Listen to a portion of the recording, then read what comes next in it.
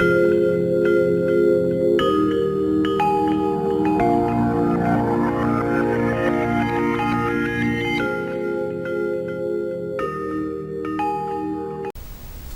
عليكم ورحمة الله وبركاته. هل كان برتدي يوتيوب كهرية شعبك أنا من بعض بقدر حسن ما أنتي وحن إذن هيا قضى مهمة إن منطقة حلقة ساعات أي أباهيين المهاو هذه أتهي أبو صوماليات تجن قربها إن ما قرنا يسا هل ساعات أو المهاو أي كاجباهيين كان قيمة بدن wax waliba oo aad ilmahaaga siiso hadaba waa laga yaabaa inaad si weydiiso dhahday war hal saacadood oo ilmahaygu u baahan yihiin maxay tahay kana qiimo badan waxyaabo badan oo aad ilmahaaga siiso hadaba halka saacadood waa hal saaco muhiim ah runtii hadaad aabba Soomaaliyeed tahay qurbaha degan tahay way kaaga baahan yihiin ilmahaagu waana ku muhiim وانا دب ادغا كادغايا وانا ديف اي ilmahaagu heli doona halka saacadood hadii aad siiso ilmahaagu waxyaabo badan oo ilmahaaga qabsan lahaa ama ku dhici lahaa ama laga yaabee inay la kulmi lahaayeen ayay ka daafacaysaa waa hal saacadood oo qiimo leh halka saacad hadii aad ilmahaaga maalin walba aad halkaas saacad ee waqtigaaga kamid ah macnaha saacad markaan ku leeyahay waa saacadaha maalintii hal saac oo kamid ah oo aad ilmahaaga siiso wax walba ayay ka qiimo badan tahay hadaba halkaas saacadood maxay tahay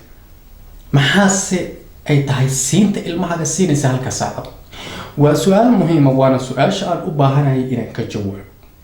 hadaba haddii aad YouTube-kayga daawanaysan waxaan ku leeyahay soo dhawow subscribe isaan YouTube-kayga waan ku maasantahay daawashadaada iyo qiimeynta iyo la socodka barnaamijyadayda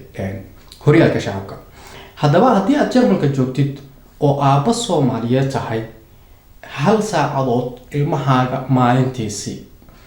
halka saacadood ilmahaagu haddii ay yaryar yihiin oo da'doodu ay ka yar tahay 10 sano waa waajib waana kugu waajib wayna kaaga baahan yihiin halka saacadood maalin walba markaad ilmahaaga siiso runtii waan filayaa in ay ku noqon doonto nafis aad ka nafisi doontid culeys badan oo ka soo wajihi lahaa dhanka ilmaha taasoo macnaheedu waxay tahay maalintii waqti kamida had marka ama shaqada aad ka soo baxdid ama intaada shaqada aadin siiba galbihii ayay aad u muhiim tahay xilligii aad shaqada ka timaadid oo gurigaaga aad timaadid ilmahaaga yaryarka ee guriga joogo gacanta qaba wad waxaad geysaa meesha kugu dhow ee ilmaha ay ku ciyaaraan hal saacadood halkaas la joog ha ciyaaraan ciyaarsi la orod control ama halmaha haday yar yihiin oo kale ilaali meelaha qaariyaysa ka dhicin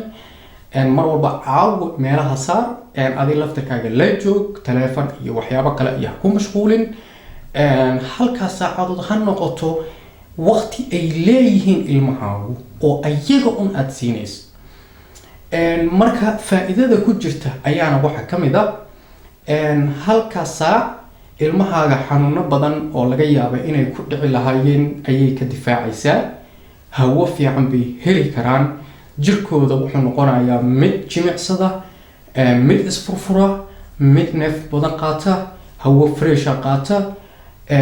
maadaama qurbaha aan joogno waad dareemi kartaa ilmaha markay guriga joogaan maanta oo dhan qabow baa jira haysun baa u daaran ama kuleeliye baa u daaran kuleelihii baa ku neefsanaya ilmaha waxa laga yaabaa in guri cariiri aad degan tahay gurigaas cariiriga aad degan tahayna maanta oo dhan ay ooynaynayaan ay qaylinayaan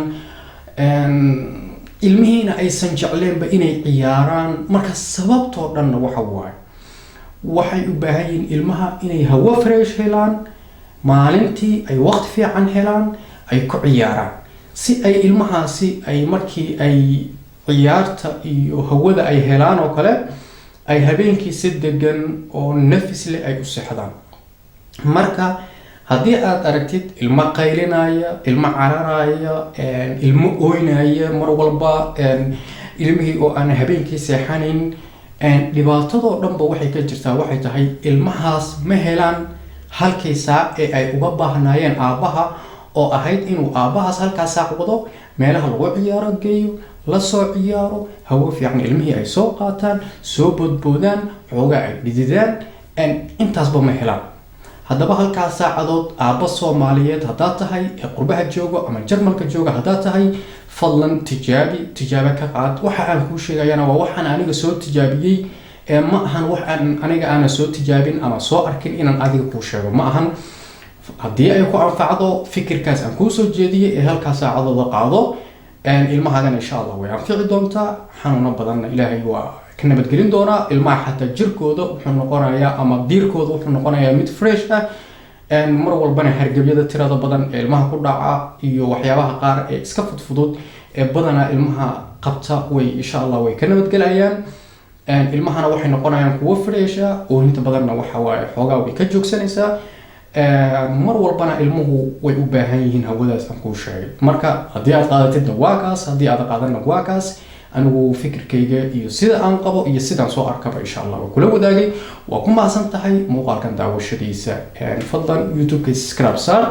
muuqaalo kale oo dhiirigelin iyo fikirin iyo isku sheeg ahna insha Allah waa kuu soo gudbin doonaa, waana kula wadaagi doonaa. sidaas iyo nabadgelyo.